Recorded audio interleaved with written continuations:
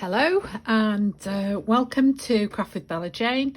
My name's Lynn and today I'm going to show you a tag book which I've made, and I'll put all the links to the people whose inspiration I've taken this from.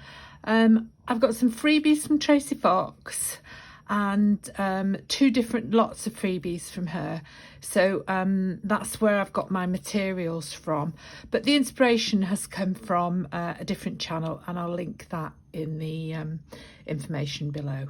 So here we are. So it's a tag book which is, instead of being a portrait tag book which we normally make, it's a landscape tag book, which I really like the idea of. So using the corvids and the butterflies from Tracie, we've done the front cover. I haven't given it any depth. I like to give it depth, but I haven't done with this. I put some lace on the spine.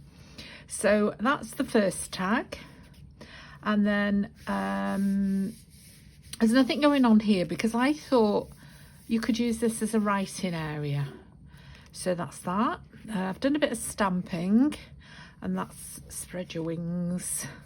I've given some writing space there. And then this is a tag where you can write here. Obviously you'd have to put something underneath. And I know that some people actually put writing boards in their journals for people. So we've got a little pocket here, another place for writing there. Lots of different ribbons I've used. Again, not a lot of anything going on there, but we have a tag. So there's actually, in this little tag book, there's lots of places for journaling. So we've got that. That's a little pocket. Now then, I've got I made two journaling cards this morning, and I thought there were two pockets, but there's actually three. So we've got a pocket going on there as well. So I'll leave that in there to remind me to make another journaling card to go in there. Another one of Tracie's labels. This technique I think is really clever. I borrowed from Amy at Crafty Cat. I quite like that idea. And then we've got a tuck pocket spot there, and a couple of little cards where you can write on the back. There's lots of space in this tiny little book. Flitter, another tag, and another bit of stamping there.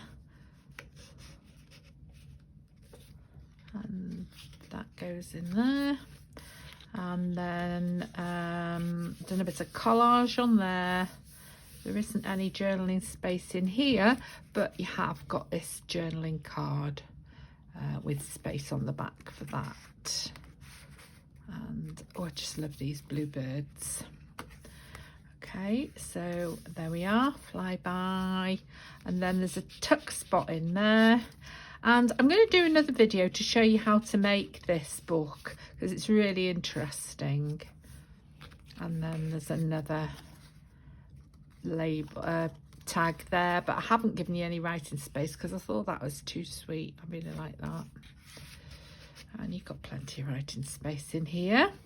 And then in this side we've got another journaling card in there.